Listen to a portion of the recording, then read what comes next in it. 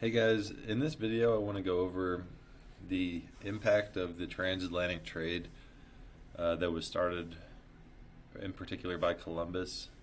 So we're going to look at the Columbian Exchange and how it impacted Old World Europe and then the New World, which was the Americas.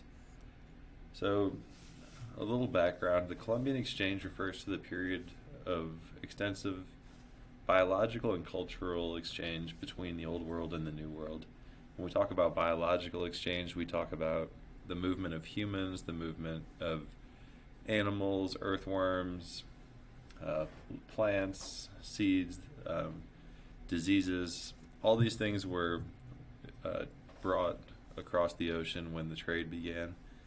And then when we talk about cultural exchange, that's really heavily focused on the religious exchange, the bringing of Christianity to the Americas, the bringing of awareness about Native Americans and Native Mexicans to Europe, and the different cultural interactions that occurred there. So it really began in 1492 when Columbus did his first voyage, and then this exchange goes on through the 17th century. So it's going to go all the way until almost the Industrial Revolution. So some interesting facts about this exchange. Before the Columbian Exchange, the European population was recovering from the Black Death, the Black Plague, and they weren't really growing that fast population-wise. But by the 18th century, after the Columbian Exchange had been going for 400 years, the population went from 60 million to about 190 million. So you see the population tripling in that time period due to an increase in access to food and better living conditions due to the resources that were exchanged. The second big fact, this is sort of the opposite of the first big fact, but the indigenous population of the Americas experienced a drastic decline following the European conquest and the European exploration. So there was a spread of diseases, and the estimation is that it's so hard to tell because they didn't have censuses and population statistics, but it's estimated that the population fell between 50 and 100 million people. So it's hard to say exactly, but by the end of the Columbian Exchange, there was only about 5 million Native Americans left in the mid-1600s. So depending on how many started, if it was 50 million, they lost about 45 million people. If it was 100 million, they lost about 95 million people. Another interesting fact relates to silver. So it was estimated that hundreds of thousands of tons of silver were mined from the Americas and transported back to Europe, and then through Europe they were transported to Asia. So China ended up with a lot of the silver due to the trade along the Silk Road and through the ocean trade with Europe, and they ended up using it as their currency. It became the standard medium of exchange in China. Some ships were reported to have sunk from how much silver they were carrying, so you can just imagine the wealth that was generated by this silver exploitation from the Americas to Europe. And then finally, sugar. The establishment of sugar plantations in the America led to forced migration of African slaves. Because sugar is so hard to farm, it's usually done in really tropical hot climates with lots of moisture, which is like the perfect breeding ground for malaria and mosquitoes. So because it was such hard work, the people that owned the land didn't want to do that work themselves, so they acquired and brought in African slaves to the European-owned and the Brazilian plantations of sugar in particular. So slave trade was a big part of the sugar production at this time as well. So the impact on the Old World, the Europeans in the Old World, they got things such as sweet potatoes, regular potatoes, tomatoes, corn, and this led to an explosion in population. So Ireland, for example, their population doubled in the 100 years following the start of the Columbian Exchange.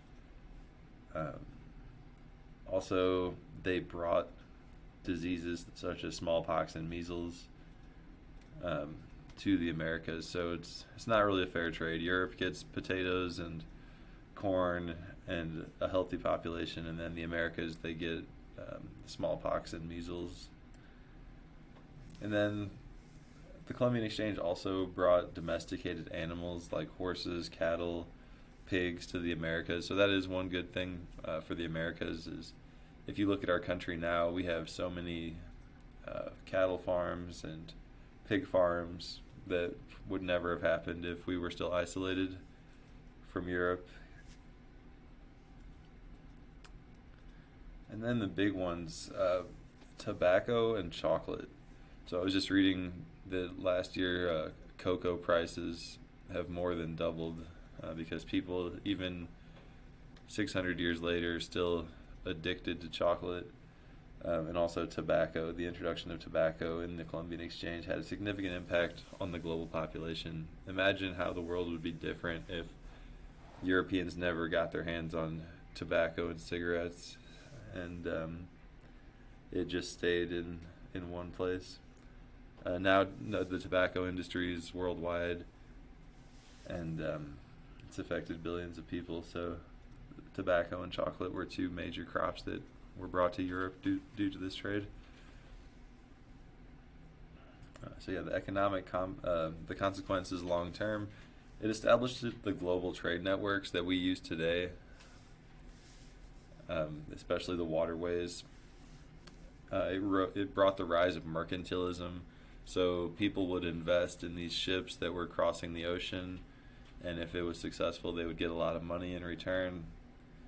They would bring back the goods to market in Europe, and it would create a thriving economy in the European markets. When these new goods come, everybody would want to buy them. Think of like shipping and Amazon and all that stuff today. It was like the slow version of Amazon. And the exploitation of natural resources was another big economic consequence. You have slavery, you have mining, you have deforestation, you have spreads of diseases. So it really changes the natural environment. Some ways for the better, many ways for the worse.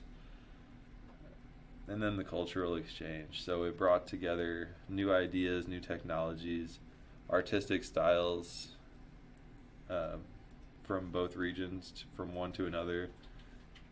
And then the spread of Christianity from Europe to Latin America. If you go to Latin America today, you'll see a large percentage of people from Mexico all the way down to Argentina are Roman Catholic due to that conquest by the missionaries. And in short, the three motivating factors for the exploration, historians love to say, God, gold, and glory. So they came to bring what they called is bringing God to the Americas.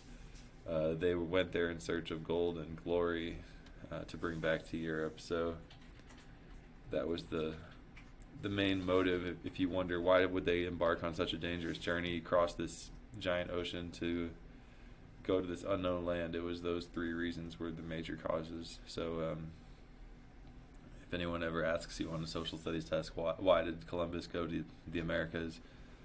It was mainly for those three things: God, gold, and glory. And then you can add some spices in there as well that he was looking for.